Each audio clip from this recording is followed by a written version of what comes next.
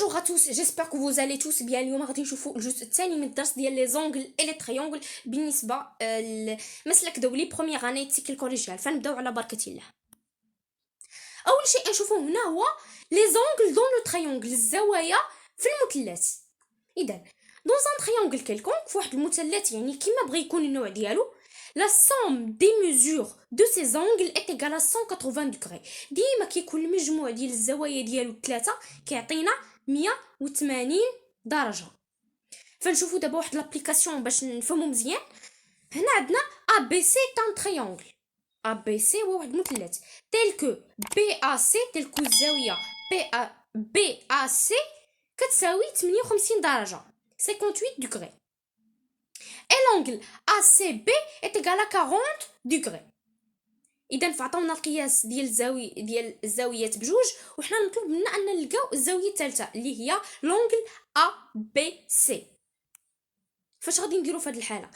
هنا اون سي كو لونغل ا بي سي بلس لونغل بي ا سي بلس لونغل ا سي بي كتعطينا 180 درجه. المجموع ديال جميع الزوايا ديال المثلث كما بغى يكون النوع ديالو كيعطينا 180 درجه. دونك ف ا بي سي اللي هي مجهوله اللي خاصنا نلقاوها بلس 40 دوغري بلس 58 دوغري غادي تعطينا 180 درجه.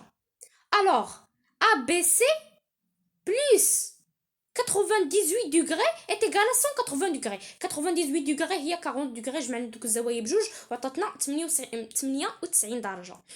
الوغ فكيفاش غادي نديرو باش نلقاو لونغل ا بي سي؟ غادي نديرو 180 دوغري موان 98 دوغري، وفي الاخير غادي تعطينا لونغل ا بي سي est égal 82 دوغري.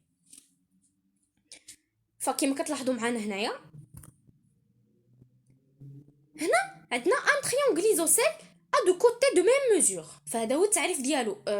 مثلث متساوي الساقين هو مثلث اللي عنده ساقين عندهم نفس القياس. اذا فهذه باينه.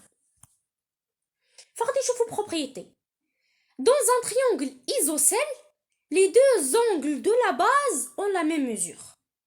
فواحد المثلث اللي عنده مستقيم ضلعيه لهم نفس القياس، لي دو زونغل دو لا باس الزاويتين ديال القاعده عندهم نفس القياس. اذا نرجعوا للرسم كما كتلاحظوا معنا هنا.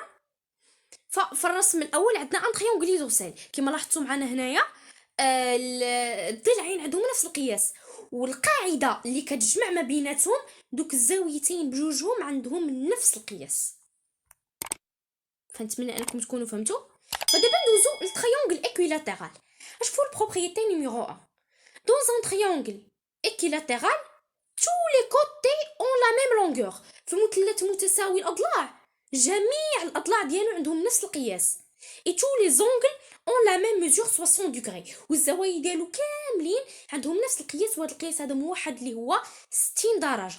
60 درجه زائد 60 درجه زائد 60 درجه غادي تعطينا 180 دوغري.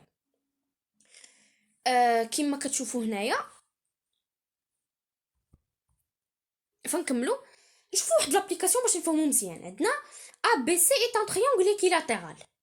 ا بي سي هو واحد المثلث يعني متساوي الاضلاع.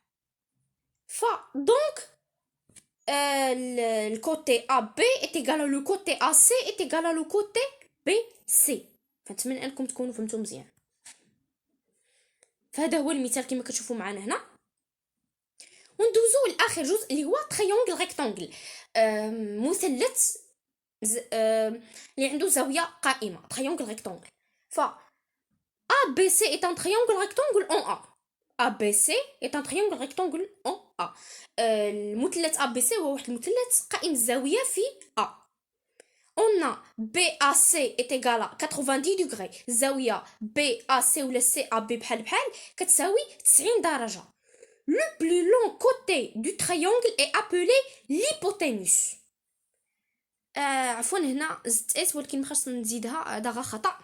اذا فهاد الكوتي هذا سي بي هو الطويل كيتسمى l'hypoténuse. الوتر.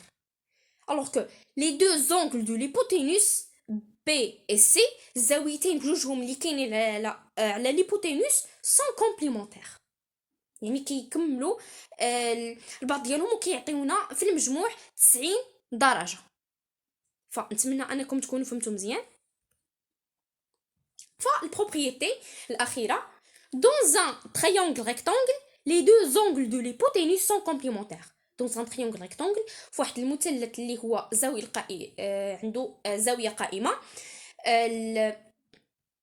الزاويتين ديال الوتر سون كومبليمونتير. وإلا ما شفتوش الدرس يعني الجزء الاول اللي درنا فيه على لي زونغل غادي نخليه لكم في صندوق الوصف. فكان هذا هو الفيديو ديالنا ديال اليوم، درنا تكمله للدرس. فنتمنى انكم تكونوا فهمتوا مزيان، وإلا ما فهمتوش شي حاجه خليوها ليا في الكومنتيرات. وشكرا لكم على الدعم ديالكم، ومزيد من الدعم ان شاء الله الى الفيديوهات المقبلين ان شاء الله. والسلام عليكم ورحمه الله وبركاته.